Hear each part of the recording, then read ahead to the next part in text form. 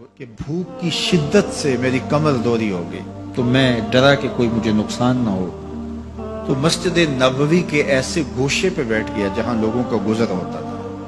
میرا خیال یہ تھا کہ کوئی شخص مجھے دیکھے گا اور دیکھ کر کے پہچان جائے گا کہ مسئلہ کیا ہے، لیکن جو بھی گزرتا سلام کر کے چلا جاتا، شاید اسے جلدی ہوتی، یا پھر ہستی پلکوں کے نیچے غم بھی پلتے ہیں، مگر کون دیکھتا ہے اتنی گہرائی میں۔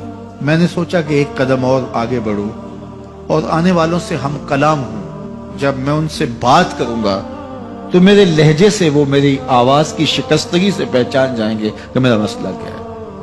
تو کہتے ہیں حضرت عمر رضی اللہ تعالیٰ عنہ آئے، میں ان سے کوئی مسئلہ شرعیہ دریافت کیا، لیکن شاید انہیں بھی جلدی تھی۔ انہوں نے مسئلہ بتایا اور آگے بڑھ گئے۔ میں پریشان تھا کہ حضرت سیدنا صدیق اکبر رضی اللہ تعالیٰ عنہ آئے۔ میں نے ان سے بھی قرآنی آیت کے بارے میں سوال کیا، لیکن وہ بھی جلدی میں تھے اور انہوں نے بس آیت بتائی اور آگے گزر گئے۔ تو فرماتے ہیں کہ میں ایک عجیب کیفیت میں مبتلا بیٹھا تھا کہ ایک جانب سے روشنی اٹھی اور دل و قلب و نگاہ کا مرشد اولین آ گیا۔ تو کہتے ہیں حضور آ گئے، تو چونکہ میری عادت بنی ہوئی تھی کہ میں ہر آنے والے سے مسئلے پوچھ رہا تھا، تو میں نے حضور سے بھی مسئلہ پوچھ لیا۔ تو حضور نے میری جانب دیکھا اور پھر زیر لب مسکراتے ہوئے بولے، ابو ہریرہ بھوک لگی ہوئی ہے؟ میں نے کہا جی حضور مجھے بھوک لگی ہے۔ کہا میرے پیچھے آ جاؤ۔ حجرات اقدس کی قربت میں حضور پہنچے تو اہل خانہ کو آواز دی کچھ کھانے کے لیے ہے؟ تو انہوں نے کہا دودھ کا ایک پیالہ ہے۔ مجھے فرمانے لگے ابو ہریرہ وہ جو صفہ کے چبوترے پہ بیٹھے ہیں جاؤ ان کو بلا لاؤ۔ کہتے ہیں دودھ کا ایک پیالہ، اور مجھے تسکین ہوئی تھی لیکن 70 آدمی بیٹھے تھے وہاں۔ خیر حکم تھا، میں بلا لایا، میرے ہاتھ میں دودھ کا پیالہ دیا، کہا ابو ہریرہ دائیں سے شروع ہو جاؤ۔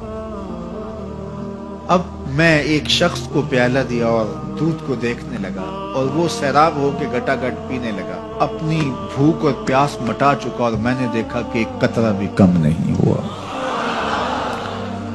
میرے اندر جو پہلے وسواس اٹھ رہے تھے اور مجھے جو احساس ہو رہا تھا وہ مٹ گیا۔ پھر میں نے دوسرے کو پیش کیا، اس نے بھی سیراب ہو کے پیا، لیکن دودھ ایک قطرہ بھی کم نہیں ہوا۔ پھر میں نے تیسرے کو دیا، چوتھے کو دیا، 70 آدمی دودھ پی گئے، لیکن دودھ میں سے ایک قطرہ بھی کم نہیں ہوا۔ لگتا تھا رب نے اس دودھ کا تعلق حوض کوثر سے جوڑ دیا۔ تو حضور نے فرمایا ابو ہریرہ؟ میں نے کہا جی حضور۔ فرمایا کون باقی؟ میں نے کہا حضور ایک آپ باقی اور ایک میں باقی۔ تو فرمایا اب تم پیو۔ تو کہا کہ میں نے دودھ پیا اور خوب سیراب ہو کے پیا۔ حضور نے فرمایا اور پیو۔ میں نے اور پیا۔ پھر فرمایا اور پیو۔ میں نے کہا مجھے قسم ہے اس ذات کی جس نے آپ کو حق کے ساتھ مبعوث کیا ہے، میرے میں ایک قطرے کی گنجائش بھی نہیں ہے۔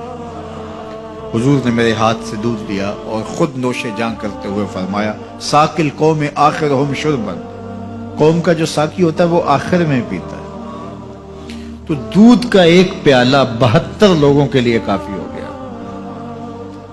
یہ صحیح حدیث کے اندر حضور کا معجزہ موجود ہے، آپ نے بارہا علماء سے سنا۔ لیکن اس تربیتی عمل سے بھی کبھی غافل نہ ہونا کہ 2 جہاں کا سردار ہے اور 71 آدمیوں کا جوٹا نوش جاں کر رہا ہے۔ آج جب دولت پھیل رہی ہے، لوگوں کے پاس وسائل زیادہ ہوتے چلے جا رہے ہیں، تو ان کو ایک دوسرے سے گھن آنا شروع ہوتی ہے، برتن الگ ہوتے چلے جاتے ہیں۔ اسی زمانے میں تمام افراد ایک ہی برتن میں بیٹھ کے کھاتے تھے۔ پہلے یہ ہوتا تھا ایک گلی میں 2 امیر رہتے تھے، 4 غریب رہتے تھے، 2-3 مخیر حضرات اور جو ہے وہ کچھ متوسط لوگ رہتے تھے، اور ایک چھوٹا سا کنبہ اور قبیلہ ہوتا تھا، اور وہ ایک دوسرے کی ضرورتوں کا خیال رکھتے تھے۔ پیسے زیادہ آ گئے تو اب امیروں کو اس گلی سے گھن آنے لگی، تو وہ وہاں سے نقل مکانی کر گئے۔ انہیں وہاں رہنا اچھا نہیں لگتا۔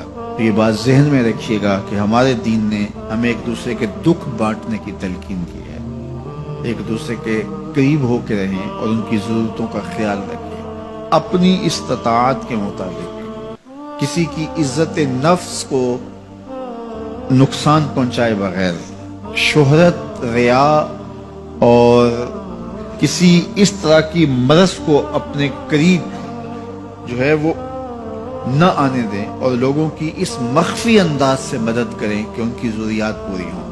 بلکہ میرے حضور نے ارشاد فرمایا، جس شخص نے صدقہ کیا اور اتنے مخفی انداز میں کیا کہ جو دائیں نے خرچ کیا بائیں کو خبر نہیں ہوئی، جب بائیں کو خبر نہیں ہوئی تو ہمسائے کو خبر کیسے ہوگی؟ لیکن یہاں تو 7 اخباروں میں خبر چھپتی ہے کہ فلاں صاحب نے فلاں غریب کی بیٹی کی شادی کی۔